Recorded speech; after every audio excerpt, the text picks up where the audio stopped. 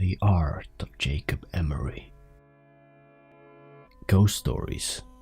Nah, we don't have anything like that around here. We do have the story of Jacob, but that's about as close as you'll get. You really want to know? Well, I'm not supposed to tell you, but alright, just no interrupting. I don't have the patience for it. How to describe Jacob Emory?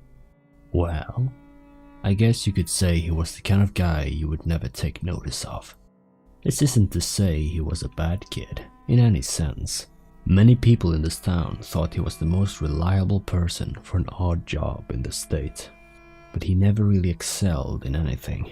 He was the living proof behind the statement, Jack of all trades, ace of none. Most of this was due to his own lack of will. He dabbled in damn near everything this town could offer him. Automobiles, radio operation, store management, what have you, but he never stuck with anything. His friends and workers went after him about it a number of times, but everybody got the same unsatisfying response. It just wasn't enough. Needless to say, any friends he kept were either very patient or never spoke of the matter altogether. It was probably inevitable then that Jacob would leave to go abroad. I don't remember where he went, but I think Gertrude down the street knew before she passed on. You'll have to scout someone else if you ever get curious. In any case, no one even tried to stop him. Everybody thought that a little travel would stamp the ambition out of him, or else feed it until it was no longer an issue. Hell, we even gave him a sending off party, which I thought was pretty nice of everybody. So anyway, he was gone for 6-7 years?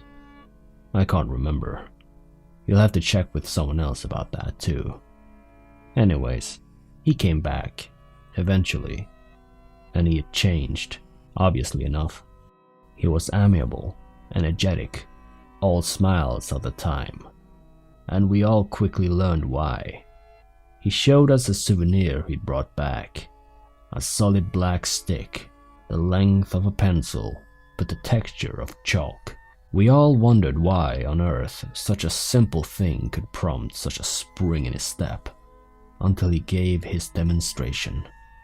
He took a piece of paper, and with his stick, God, there's got to be a better word for it.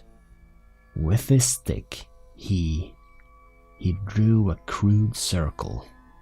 It dropped and rested on the border of the paper, like a stone. It didn't leave the paper, but it acted out on it, sort of like an old movie projector on a screen. Son, I know how crazy that sounds, and if you feel like playing skeptic, then you can leave an old man to his craziness. But I know what I saw, even if everyone's been hushing it up. And that stone he drew dropped. Jake even passed around the paper, and as it was being passed, it rolled around as the paper got tilted. None of us had any words for it. Hell, what was there to say?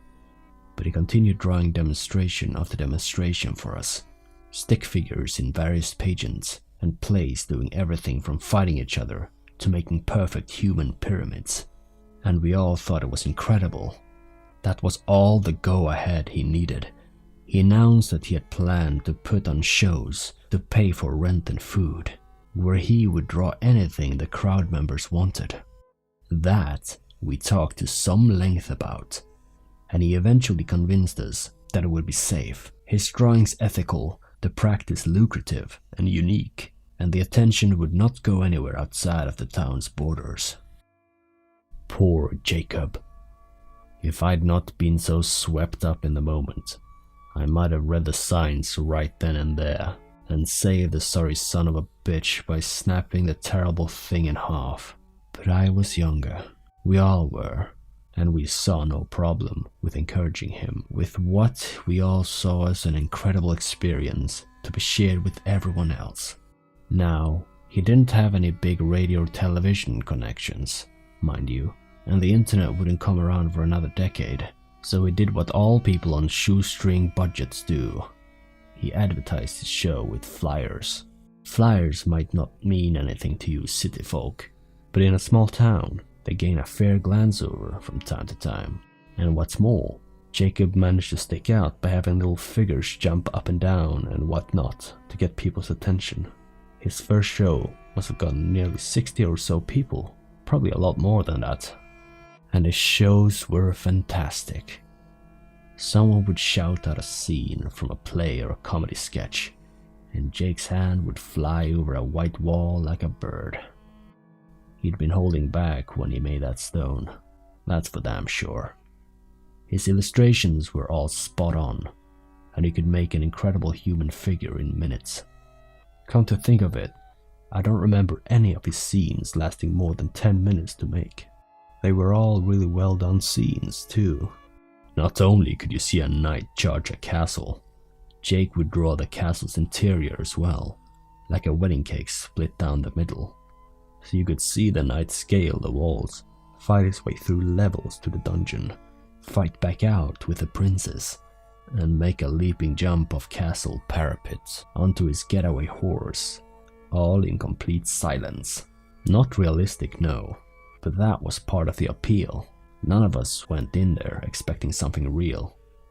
When a scene or sketch was finished, either the characters would leave off a wall, or he'd cover the wall with white paint.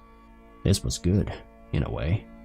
It gave these shows a time limit, so that when he'd finished with all the 4 walls in the room, everybody knew the show was over until the paint dried. Jake, meanwhile, was changing in a bad way.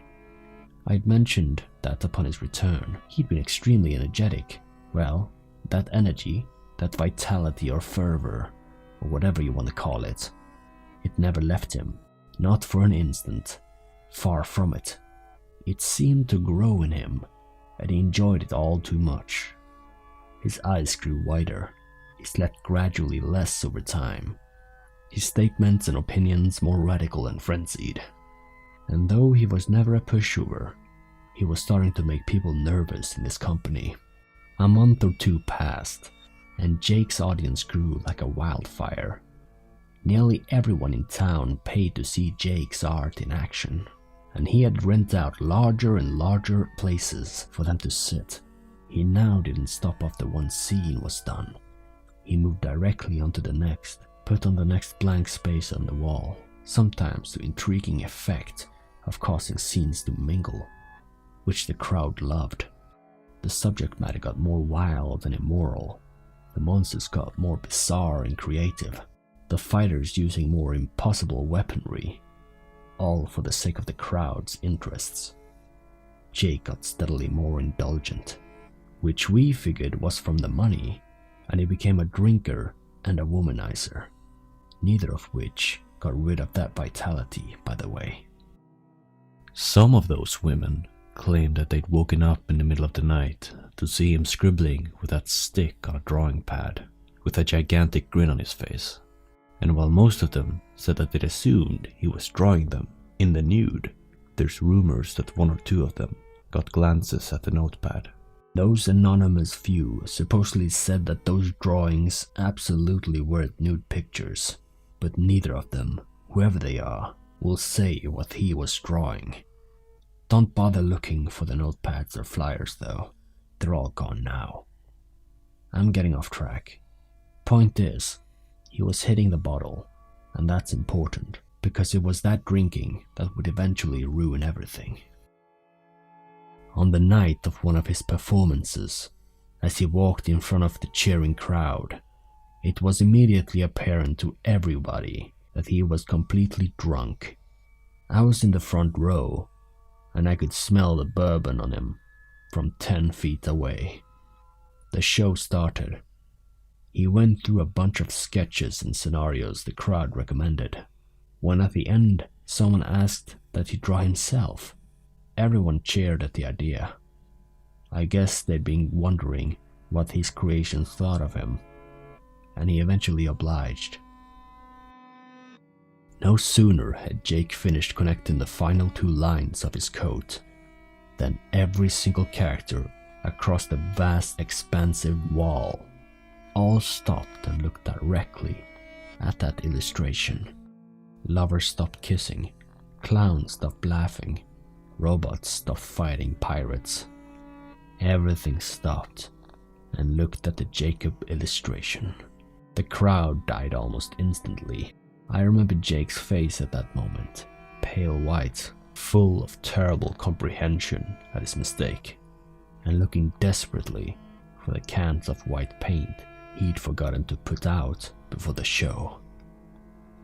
Everyone else? They were looking at the fake Jacob. That Jacob reached into his jacket pocket, pulled out a black stick of his own, and as we all watched, drew a door.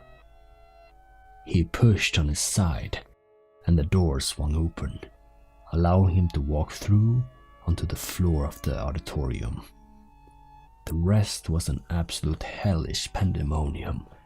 People screamed and ran for the exits, as Jacob's characters, both those currently on the wall and those which had previously left before being covered up, ran out of their own exit, throwing pies, shooting lasers, blowing fire and poison, and the impossible. I was near enough the exit to escape, and gave only one backwards glance. The scene will haunt me forever. Jacob Emory was being dragged by his creations, kicking and screaming, through the door his copy had made. The auditorium burned down, obviously enough, but I have no idea how many characters escaped, what happened to the fake Emory, or how many people died. The flames brought the fire department from the nearest cities, up to over 100 miles away. They in turn brought the police force, which brought the government, which hushed up everything. They took the flyers and any art Jake had made, and swore everybody to secrecy, or else life detainment. The fire was blamed on a cigarette in the garbage during a basketball game, and we all eventually went on with our lives. Jacob was made to never have existed. In retrospect, I realized everything. Jacob hadn't been creating illustrations. Illustrations don't move, much less act or attack. They're just images people see, shadows made to look like real things. Jacob had been making life, actual thinking things in some alternate dimension, using a power that was never meant to fall to mortal hands. He got drunk on his power. His punishment was probably well deserved. Incidentally, the government screwed up on 2 different accounts. They did a damn good job silencing everyone, but proof remains. The ruins are still there, you know, the auditorium's ruins. I hear they're going to start reconstruction soon, which will wipe out any evidence someone can definitely see. But I went back there once, several years after the fire, just once. Amidst the rubble, covered in ash, I saw something squirming. I looked closer. It was Jacob Emory's hand on the wall, exactly like it had been 3 years ago. Sweaty but calloused, I remember, but it was constantly flailing, as if the body it was supposed to be attached to was still writhing in flames. That was mistake number 1. Number 2 was those creations. Like I said, I don't know how many escaped, nor how many the government agents found and caught, but I will say only this. Those tall grass meadows on the outskirts of town, don't go into them. Ever. You were asking about those white figures you've seen at night, right? This town doesn't have ghost stories.